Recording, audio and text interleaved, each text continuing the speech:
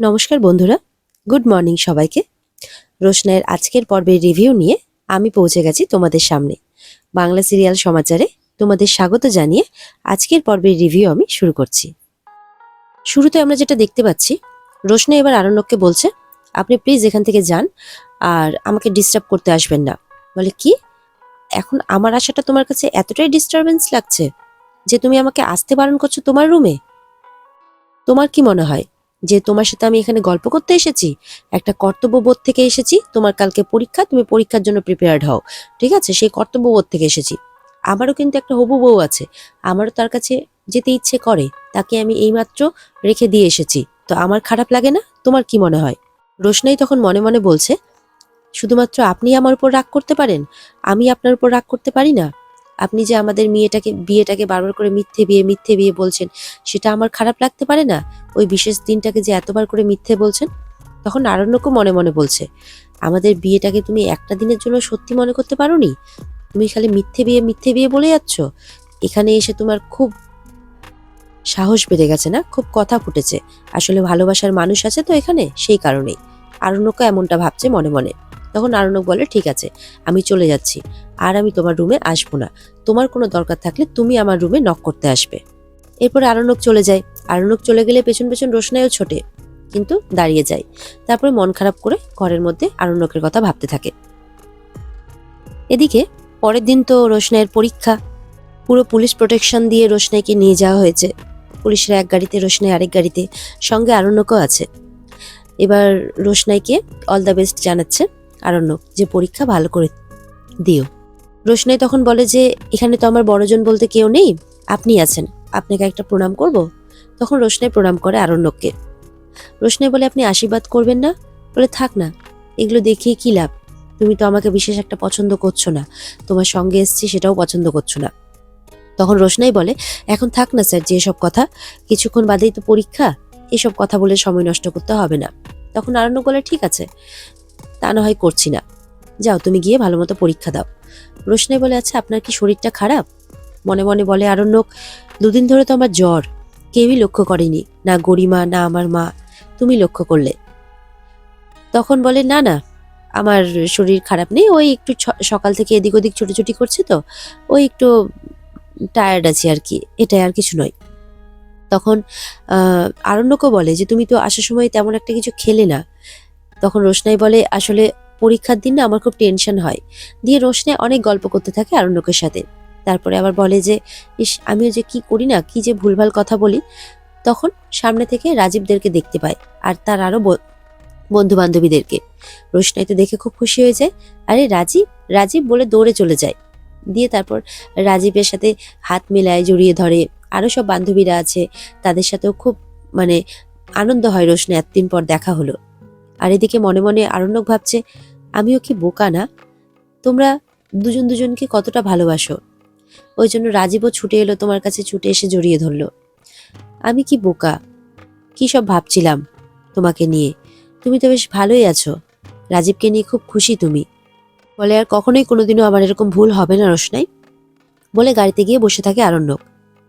এদিকে দেখা যাচ্ছে আরণ্যক রোশনাইয়ের জন্য আর তার বন্ধুদের জন্য খাবার কিনতে গেছে। খাবার কিনে নিয়ে আসে। দিয়ে এদিকে ব্রেক টাইম হয়েছে, রোশনাইরাও বেরিয়েছে সব বন্ধুদের সাথে, যে কেমন হলো রে পরীক্ষা। রোশনাই বলে, মোটামুটি হলো, পাশ করে যাব। তার বান্ধবীদেরও মনে হচ্ছে ওরকমই হয়েছে, রাজীবের পরীক্ষাটা ভালো হয়েছে। ওদিকে দেখা যাচ্ছে আরণ্যক খাবার নিয়ে এসছে। রাজীব বলছে, চল ক্যান্টিনে চল। তখন রোশনাই বলে, দাঁড়া, মনে হয় স্যারজি আসতে পারে। বলে, আচ্ছা ঠিক আছে, থাক না, চল না আমরা যাই সবাই মিলে। তখন ওদিক থেকে আরণ্যক ডাকে রোশনাই বলে। রোশনাই তখন ছুটে যায় তার স্যারজির কাছে। গিয়ে দেখে তার স্যারজি এতগুলো খাবার নিয়ে এসছে তার জন্য, তার বন্ধু বান্ধবদের জন্য। এদিকে কিন্তু আরণ্যকের খুব জ্বর, কাহিল হয়ে গেছে, তবুও এসছে।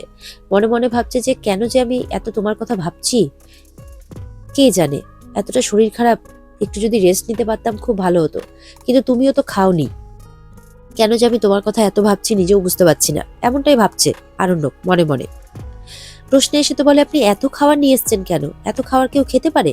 রাজীবকেও ডাকে রোশনাই। রাজীব আসে, রাজীবকে বলে, এনে ধর, দেখ কত খাবার নিয়ে এসছে আমাদের সবার জন্য। তখন রোশনাই আবারও বলে তার স্যারজিকে, আপনার শরীরটা ভালো আছে তো? আরণ্যক বলে, আমার শরীর নিয়ে তোমাকে ভাবতে হবে না, তুমি তোমার ভবিষ্যৎ নিয়ে ভাবো। ভবিষ্যতের কথা বললে তো রাজীব মনে মনে খুব খুশি হয়ে যায়, কারণ রাজীব তো জানে যে আজ বাদে কাল রাজীবের রোশনাইয়ের সাথে বিয়ে। কারণ রাজীবও যে রোশনাইকে খুব ভালোবাসে, কিন্তু রোশনাই যেটা ভালোবাসে সেটা শুধুমাত্র বন্ধু হিসেবে, অন্য কিছু নয়। আরণ্যক বলে, তুমি আমার শরীর খারাপের এত খোঁজ নিতে যেও না, তুমি তো আর আমার সেবা করবে না। তখন রাজীব বলে, ও কেন, শুধু আমরা সবাই মিলে আপনার সেবা করব। তখন আরণ্যক বলে, না, সেটার প্রয়োজন নেই। তারপর আরণ্যক অল দ্য বেস্ট বলে সেখান থেকে চলে যায়।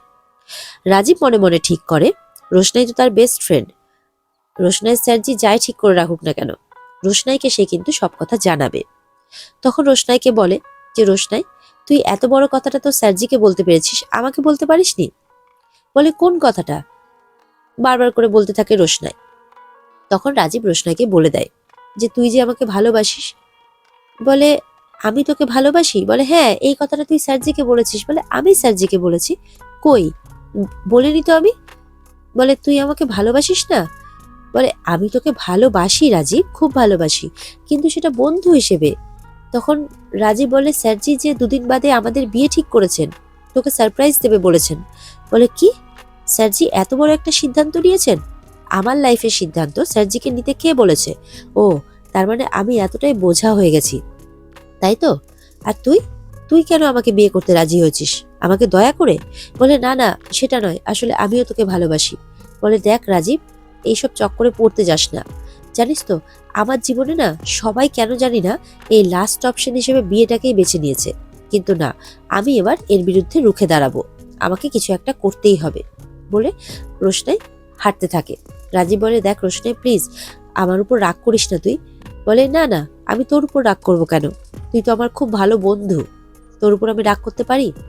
তবে হ্যাঁ, আমাকে কিছু একটা করতেই হবে, না হলে সবাই আমার জীবনটাকে জানি না আমাকে এত বোঝা কি করে মনে করছে। রাজীব চলে যায় পরীক্ষার হলে।